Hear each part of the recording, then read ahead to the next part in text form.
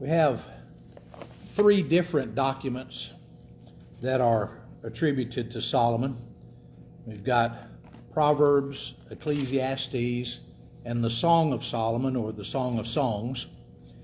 And I've always thought of them as three different eras in Solomon's life. The first one would be the Song of Songs, when he was young and marrying lots of women.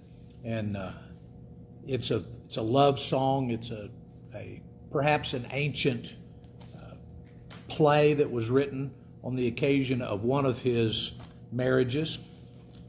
There is mentioned, and we'll talk about this later, there is mentioned in there a Shunammite, or one from Shunem, which may very well have been David's consort, not a consort, the one that stayed with him when he was old to keep him warm, and the young men wanted her so badly they were willing to kill each other to get her. If that one is the bride in that particular play, that would be really interesting. I don't know it for sure, but I think that's young in his life.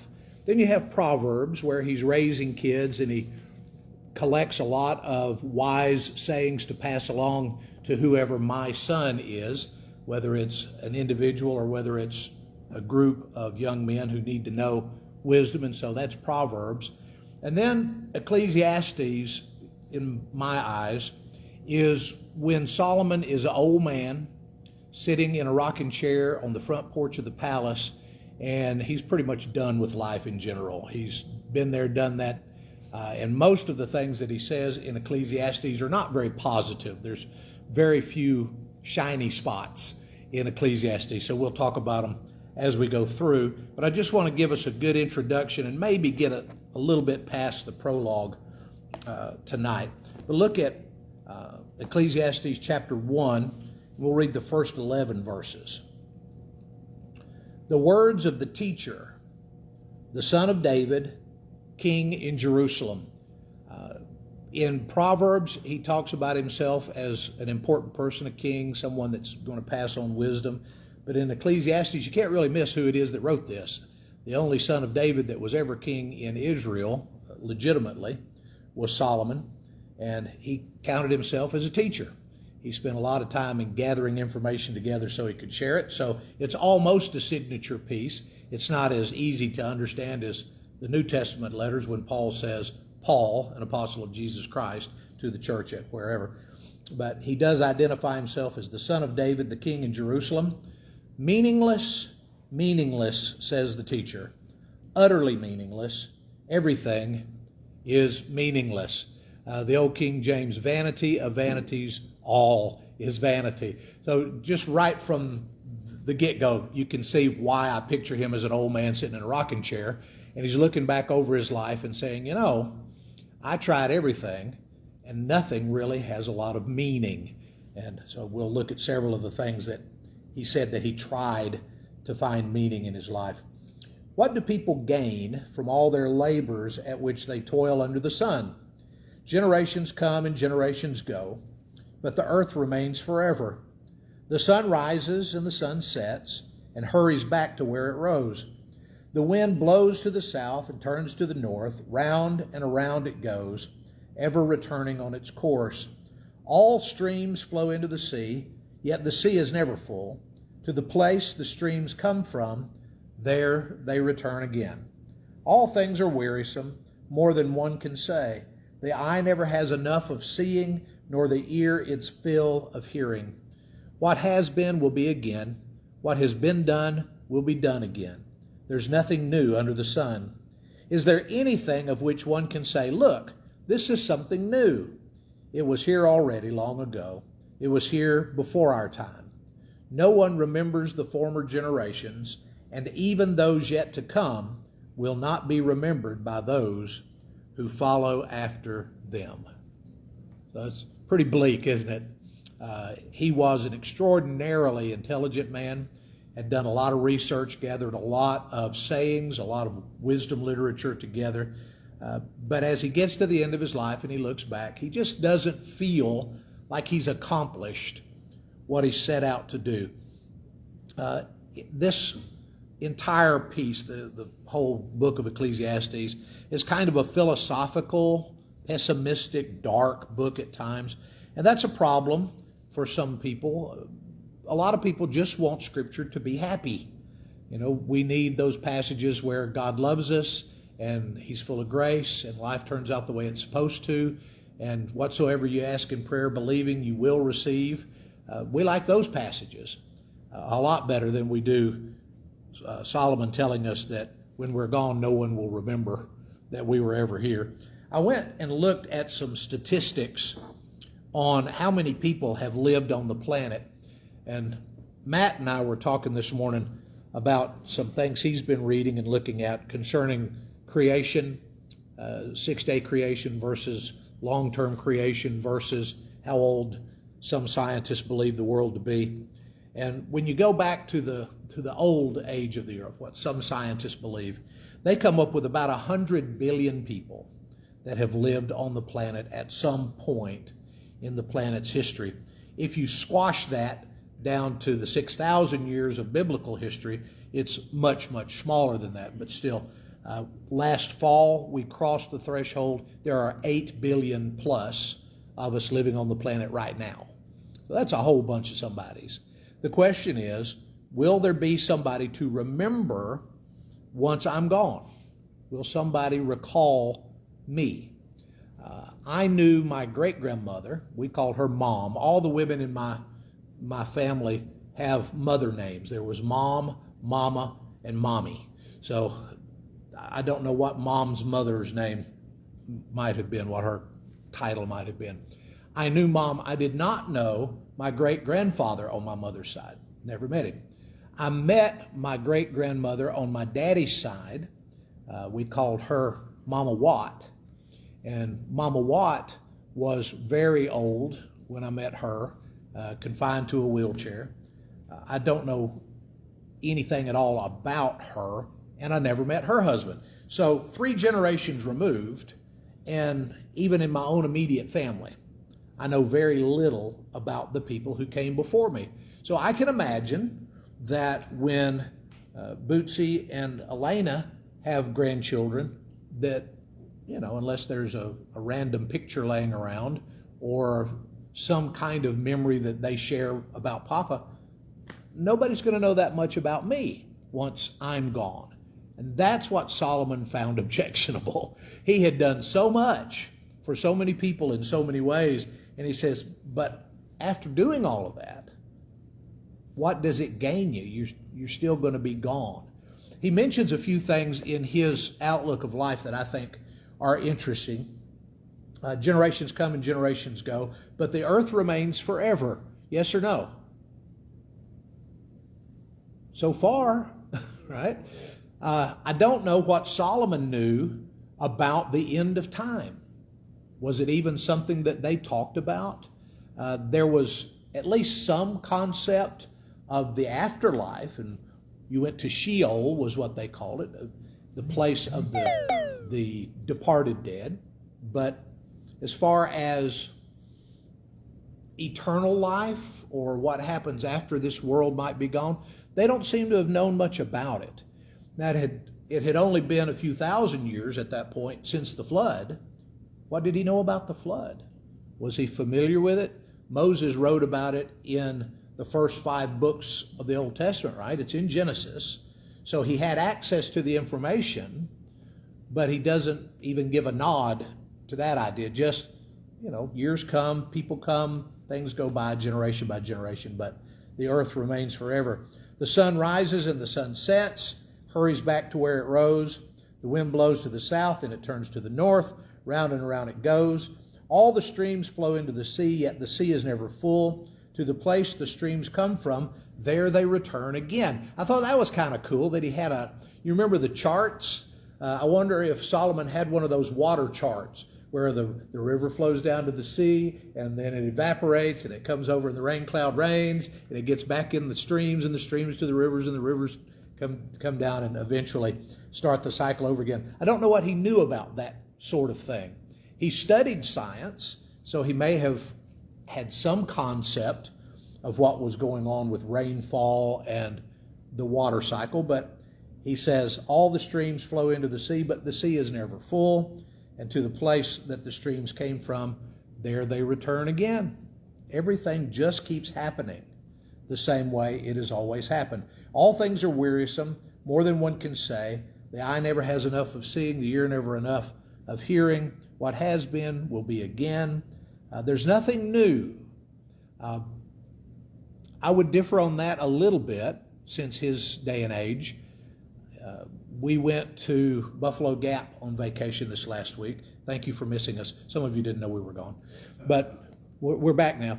At Buffalo Gap, there's an old village there that has the old schoolhouse and church and the old courthouse and all those kind of things. So we wandered around and looked at some of those things, and I took a picture of a phone on the wall. Think String Bean or Grandpa, what was his name? Grandpa Jones? Grandpa Jones. Grandpa Jones, right? He'd go over and twirl the thing and get the operator and talk to the operator. So I was showing Bootsy pictures of where we went on vacation, and we got to that one, and she just stared at it.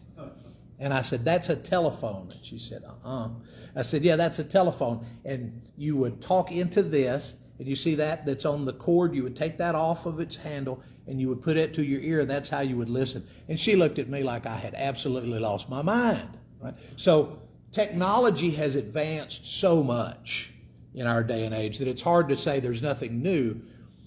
But when all is said and done, the way we get information has changed. The way we share information may have changed, but the world is still pretty much the world, right? People are born, they live, they die. And Solomon's point is, once that's happened, then what? Do we remember Solomon? Absolutely. He's the exception to his own rule, because here we are a couple of 3,000 years later, talking about him and talking about what he thought was true about the world. So his worldview was pretty bleak, but his writing remains, and our looking at his writing remains. Let's look at just a couple of things that he found to be meaningless. He gets more specific. Verse 12, "I, the teacher, was king over Israel in Jerusalem. I applied my mind to study and to explore by wisdom all that's done under the heavens. What a heavy burden God has laid on mankind. I've seen all the things that are done under the sun. All of them are meaningless, a chasing after the wind. What is crooked cannot be made straight. What is lacking cannot be counted. And I said to myself, look, I've increased in wisdom more than anyone who has ruled over Jerusalem before me." Parentheses, that means I'm smarter than my daddy. "I have experienced much of wisdom and knowledge. Then I applied myself to the understanding of wisdom and also of madness and folly. But I learned that this too is a chasing after the wind. For with much wisdom comes much sorrow, and the more knowledge, the more grief." So not only is he feeling the fear of being forgotten, he's also feeling like the things that he gave all of his time and attention to through his life are not important, that he didn't accomplish what he set out to do. I set out to gain wisdom, and even though I gained a lot of wisdom, it's really not gotten me anywhere special. Notice the two problems that he finds with learning wisdom and comparing wisdom and foolishness, which he'll bring that subject back up again. So he studies wisdom, He says, the more that I learn, the more it hurts. Right? The more knowledge, the more grief. What does he mean by that? Is ignorance really bliss? If you just don't know, life is a lot easier. You don't have to think about what's going on in the world and how horrible that's why I've quit watching the news. Right? People will mention things to me that are going on in the news, and I'm like, I better go check that on Facebook or whatever and find out what's actually going on, because there's big things happening. And since I don't have the news at my on my TV all the time, I didn't know about Perryton. I didn't know about Matador till the next days. I didn't know some of the things that have been going on politically as of late. And when I look at it, I'm like, well, okay, now at least I get what they're talking about, but I could live a long time not knowing all of the things that we know, especially things we can't do anything about. Now, we can help with Perryton, we can help with Matador, but, something that happens, across the globe sometimes is more difficult for us to try to intervene and do anything. And the other thing, for with much wisdom comes much sorrow. He says, you really can't fix anything by knowing about it. Your wisdom gives you more grief because you know and you can't do anything about it, but wisdom itself doesn't fix anything. You ever had that feeling? Well, now that I know, I'm in the same place I was before I knew. So Solomon, here he is in his rocking chair, and he said, I spent an awful lot of time and effort putting together all those Proverbs. I spent an awful lot of time and effort getting all that wisdom together so I could share it with my sons, and here I sit, and I can't fix anything, and I know things that bother me deeply. There's some more problems. I said to myself, come now, and I will test you with pleasure to find out what is good. That also proved to be meaningless. Laughter, I said, is madness, and what does pleasure accomplish? I tried cheering myself with wine and embracing folly, my mind still guiding me with wisdom. I wanted to see what was good for people to do under the heavens during the few days of their lives. I undertook great projects. I built houses for myself and planted vineyards. I made gardens and parks, planted all kinds of fruit trees in them. I made reservoirs to water groves of flourishing trees. I bought male and female slaves, and I had other slaves who were born in my house. I owned more herds and flocks than anyone in Jerusalem before me. I amassed silver and gold for myself, the treasure of kings and provinces. I acquired male and female singers, a harem as well, the delights of a man's heart. I became greater by far than anyone in Jerusalem before me. Parentheses, I had more stuff than my daddy. I became greater by far than anyone in Jerusalem before me. In all this, my wisdom stayed with me. I denied myself nothing my eyes desired. I refused my heart no pleasure. My heart took delight in all my labor, and this was the reward for all my toil. Yet when I surveyed all that my hands had done and what I had toiled to achieve, everything was meaningless, a chasing after the wind. Nothing was gained under the sun. So he says, I'll just chase pleasure. Maybe it's all about getting what you want out of life. What was the commercial? You only go around once in life, so you got to go for all the gusto you can get, even in the beer you drink. Right? Y'all remember that one? You have to be a little older to have that one. But Solomon said, I decided I would try that. So I drank a lot, and I had a lot of fun, and I bought a lot of stuff. And Solomon had enough money. He was one of the richest men in that era. So he had a lot of money to spend. And he looks back at it later and says, it was meaningless. I didn't find what I was looking for in the things that I could buy. What's one of the reasons you can never find satisfaction in the things that you buy?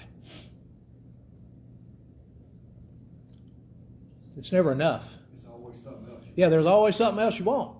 What's next? I just bought this, but this makes me want that. And I just bought that, and this makes me want the other thing. And so you just keep throwing money after it. And once you've got it, the thing that you thought was so important over here just becomes worthless to you because you've moved on and you've bought more and more. And so all of a sudden you have this huge collection of stuff. And Solomon had a huge collection of stuff. Did you notice a couple of things in his collection that bothered you at all? He had a harem. He said, I collected a harem. What does that say about his viewpoint of women? His viewpoint of women was the viewpoint of his culture concerning women. They were a possession. He said, and I had a lot of them, right? 700 wives, 300 concubines. It takes a lot of money just to feed them. And all of these women are just kind of under house arrest, right? They can't be with Solomon, and they can't be with anybody else. A horrible way.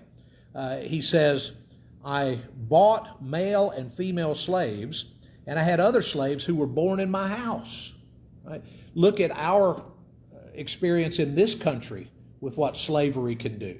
Not just to the individuals that are enslaved, but to the culture in general. What a horrible institution it is. Solomon says proudly, I owned a whole bunch of people. Now, we don't know what kind of people he owned. Probably owned some Egyptians, probably owned some from Mesopotamia and that area up there. Those are the ones that David had conquered, right? Canaan and the surrounding area. So probably a lot of folks from that general vicinity were slaves to Solomon. And he said, not only did I buy a few, but I bred them, and I had more that were born in captivity. And he counts it as a good thing, except it didn't accomplish anything. It didn't get him what he wanted. It didn't make him happy. He didn't feel fulfilled because of all the people he owned. Made gardens and parks, planted all kinds of fruit trees. I made reservoirs to water groves and flourishing trees. He knew about agriculture. He knew about doing, I've lost the word all of a sudden. You take water from over here and you pipe it to over irrigation. He knew about irrigation and how to take care of plants. And he says, I had flocks and herds. I had everything I wanted. But it was meaningless, useless. It didn't do anything for me. So he decided that instead of all of these things, he would try to figure out whether it might have been better to chase after folly rather than wisdom. I tried to understand the world. What if I had just chased after folly? Verse 12, I turned my thoughts to consider wisdom, but also madness and folly. What more can the king's successor do than what has already been done? I saw that wisdom was better than folly, just as light is better than darkness. The wise have eyes in their heads, while the fool walks in the darkness. But I came to realize that the same fate overtakes them all. Then I said to myself, the fate of the fool will overtake me also. What then do I gain by being wise? I said to myself, this too is meaningless, for the wise like the fool will not be long remembered. The days have already come when both have been forgotten. Like the fool, the wise too must die. So when you die, as far as Solomon is concerned, all that wisdom dies with you. That's the best argument ever for not doing your homework. Right? What do I need algebra for? When I die, I won't need algebra. I haven't needed it a whole lot in the last 40 years anyway, but the things that we know go away with us. And in Solomon's worldview, you didn't have any need for anything of the world once you were gone. The world doesn't think about you. You don't think about the world. It's all over. So what good does it do to be wise? Have you ever known anybody like that? That they said, well, what difference does it make if I have a job? What difference does it make if I am faithful to my spouse? What difference does it make if I take care of my kids? Right? So I'll just live a foolish life and do what I want to do and enjoy myself, because in the end, we're all going to die. There was an album a few years back, and this may be a Jesse question. I don't remember the four guys that were on the album together, but they made a recording of a song that was entitled, You're Still Gonna Die. The lyric was something like, you can give up smoking, but you're still gonna die. You can give up drinking, but you're still going to die. And the chorus, and I kid you not, was, you're still going to die. You're still going to die. That was the chorus of the silly song. Anyway, Jesse, you got anything on that one? It's pretty obscure. We'll have to find it sometime. But that's the mindset. And Solomon was so depressed, so down on all of the things he'd done. He said, well, I know that wisdom is better than folly. I know that living a good life is better than living a bad life. But when all is said and done, everybody still dies. What's the difference?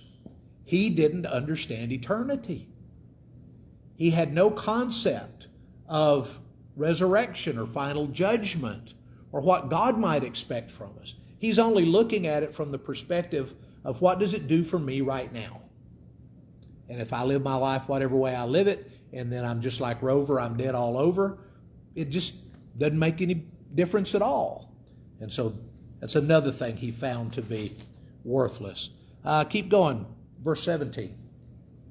So I hated life, because the work that is done under the sun was grievous to me.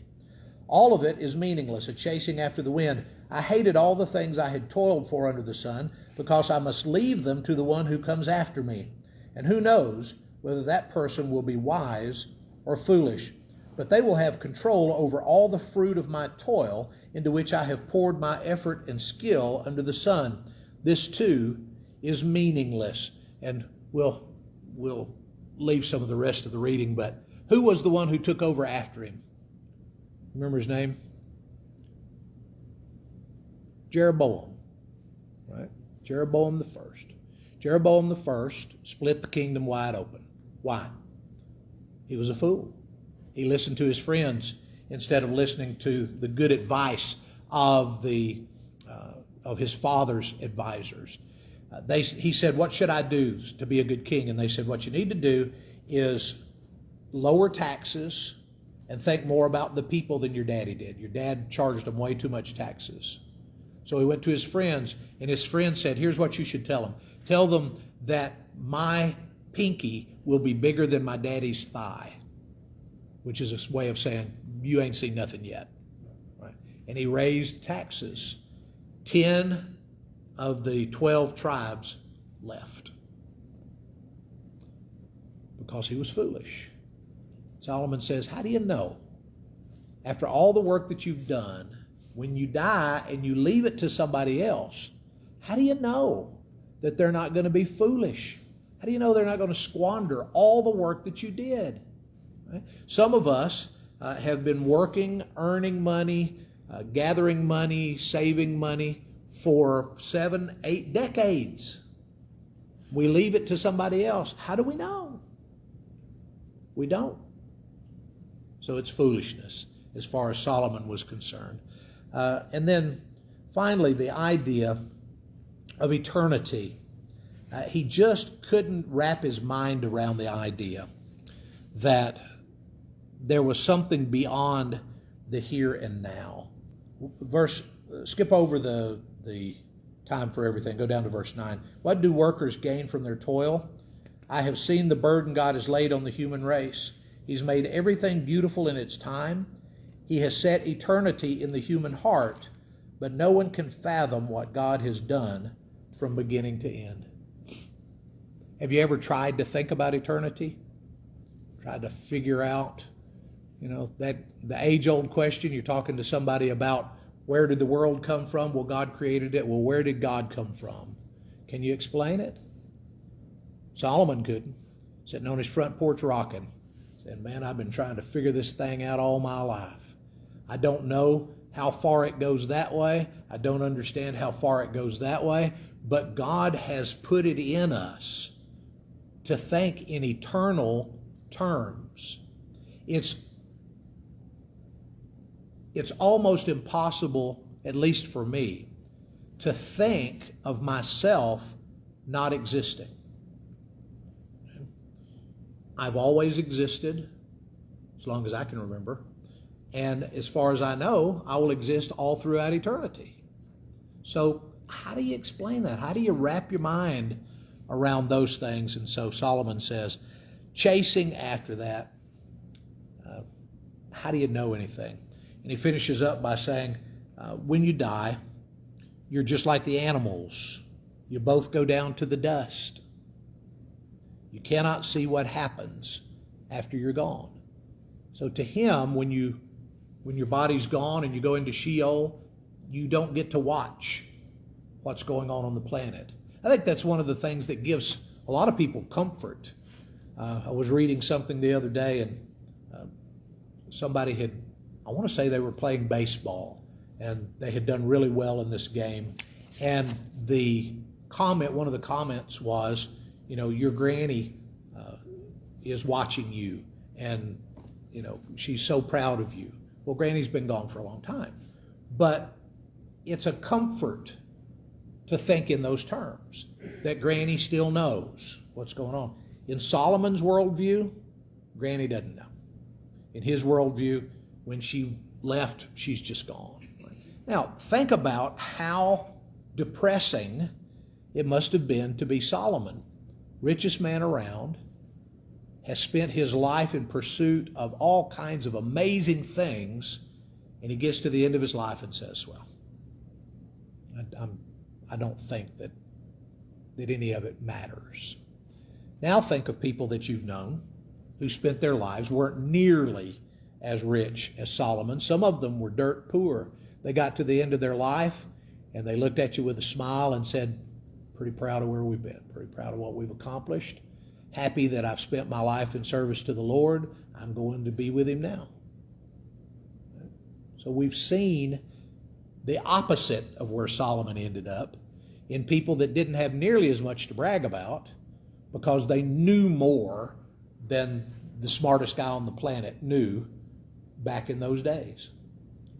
And hopefully we know more, and when it's our turn to make that transition, we'll look at our lives and say, well, did some good things, did some bad things, and maybe 100 years from now people won't mention my name at dinner every day, but I can go to be with my Lord, and the things that I've done can pass down from generation to generation and be worthwhile.